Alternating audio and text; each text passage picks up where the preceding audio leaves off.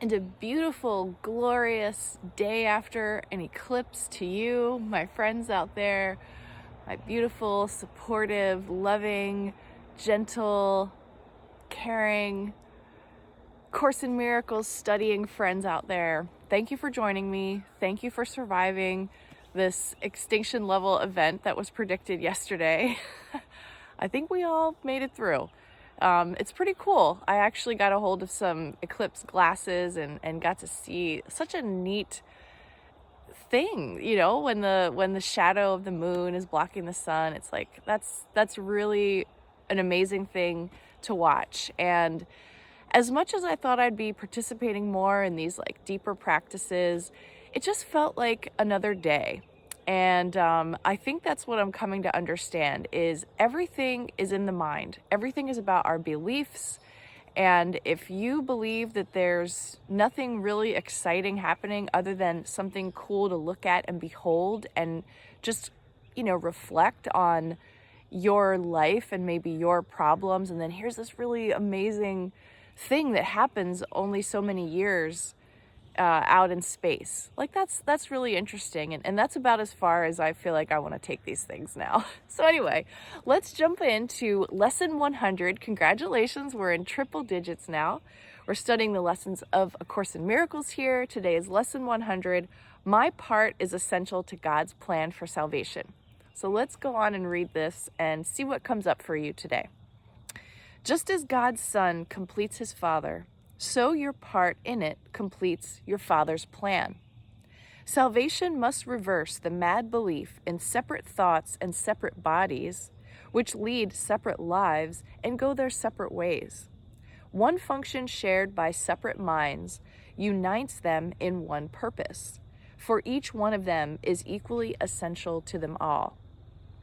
So that first paragraph tells us we are all essential to God's plan for salvation, and we are not our bodies. We are not having separate thoughts and separate minds and separate experiences. We truly are unified as one being.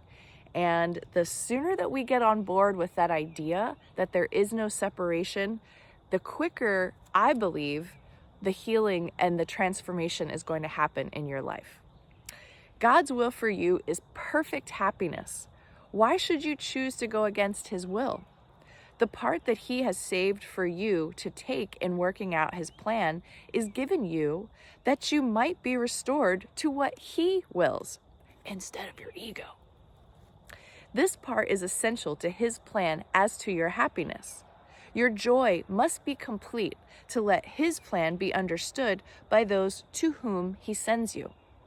They will see their function in your shining face and hear God calling to them in your happy laugh. See, we're messengers. We're not just doing our own work. We got to get through our stuff because we are here to do a much bigger, fuller, expressive expansion of our gratitude to be here right now. You are indeed essential to God's plan. Without your joy, his joy is incomplete. Without your smile, the world cannot be saved. While you are sad, the light that God himself appointed as the means to save the world is dim and lusterless, and no one laughs because all laughter can but echo yours. You are indeed essential to God's plan. Just as your light increases every light that shines in heaven, so your joy on earth calls to all minds to let their sorrows go and take their place beside you in God's plan. God's messengers are joyous, and their joy heals sorrow and despair. They are the proof that God wills perfect happiness for all who will accept their Father's gifts as theirs. We will not let ourselves be sad today, for if we do, we fail to take the part that is essential to God's plan as well as our vision. Sadness is the sign that you would play another part instead of what has been assigned to you by God. Thus do you fail to show the world how great the happiness he wills for you, and so you do not recognize that it is yours. Today we will attempt to understand joy as our function here. If you are sad, your part is unfulfilled, and all the world is thus deprived of joy along with you. God asks you to be happy so the world can see how much he loves his son, and wills no sorrow rises to abate his joy. No fear besets him to disturb his peace. You are God's messenger today. You bring his happiness to all you look upon, his peace to everyone who looks on you and sees his message in your happy face. We will prepare ourselves for this today in our 5-minute practice periods by feeling happiness arise in us according to our Father's will and ours.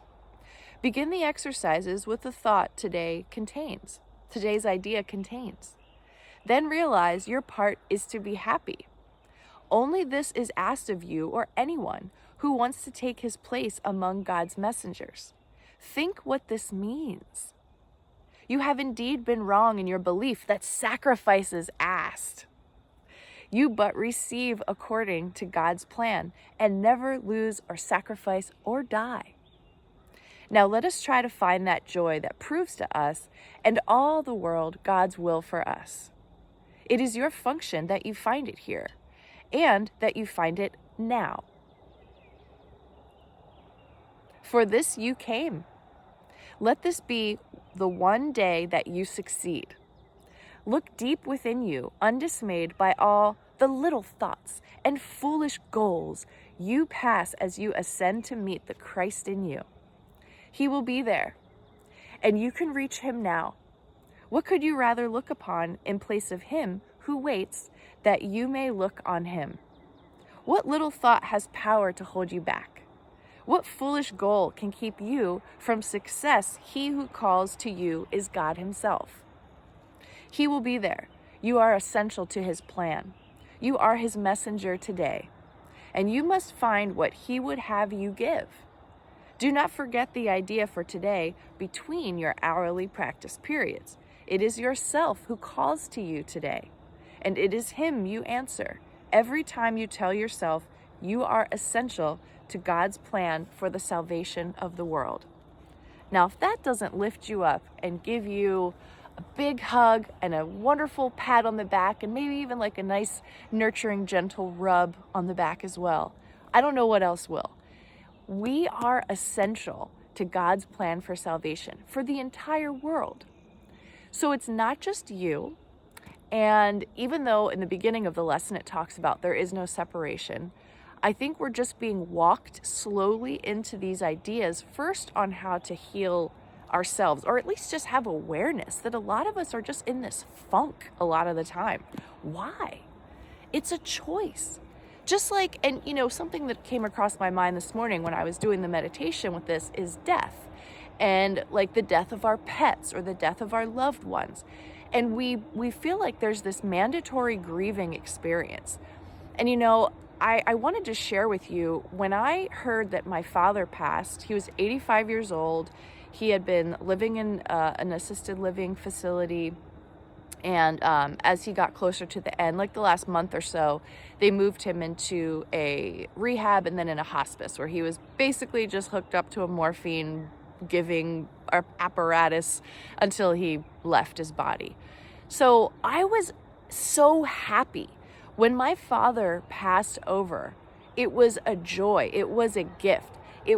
I knew how he felt. I was so connected with him that his leaving his body immediately expanded him out. I was having these visions of him, and he was not a yoga guy at all, but I was having these visions of him like wearing some kind of a tunic or whatever, and kind of like meditating and sitting there. And I was like, wow, Dad is so expanded. And I was just happy. I felt tears and emotions coming when I was talking to my friends and my relatives about his passing. But I feel like that was less about me and more about just kind of letting energies flow. And I don't know, it was sort of like a shared moment.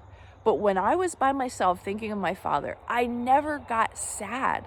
It was like he's free and back in heaven where there are no bills to pay or stupid shit to worry about. It's just like this incredible ecstatic light experience when you go back home. I mean, Tina has been recommending this, to watch some near-death experience videos, and they've been coming into my feed, so I've been catching some of these things. Anybody who leaves their body when they're in some kind of a trauma experience and goes to wherever, the beyond, they come back knowing that that place is amazing. And a lot of times they don't really want to even come back here because it's so wonderful to leave your body and go to these other places. So our fears are so connected to our little small self, our egos, and our beliefs in all these freaking things that we've been indoctrinated and these things have been planted in our mind, and it's okay. It's just, I want everyone to really have an awakening experience where you realize you get to choose your emotions. Yes, sometimes things will flow through, and that's okay to let that happen. Don't let it get stuck, let it go. But your disposition every day, whether or not you're happy or sad or angry, it's all a choice. And I pray that all of you start really listening to these words. God's plan for salvation is a very broad brush stroke on all of creation. And when we do our work, we are contributing to this beauty, and our lives get beautiful. Like, I don't feel as if I'm tied to other people's evolution or advancement. I mean, I'm doing the best that I can, and it's actually changing the world that I see and feel and experience. And I just want you to have all of that as well. So that's why I'm so adamant, and I love doing these lessons every day. I love making these videos every day. It feels like really, really important work. And I think I'm getting through to a lot of people. And so that makes me happy, that makes me proud. And I believe that my part is essential to God's plan for the salvation of the world. I really believe that. And I want you to believe it too. I love you. Have an amazing day. Enjoy your version of heaven on earth. Make it what you want. And I'll see you back here again tomorrow.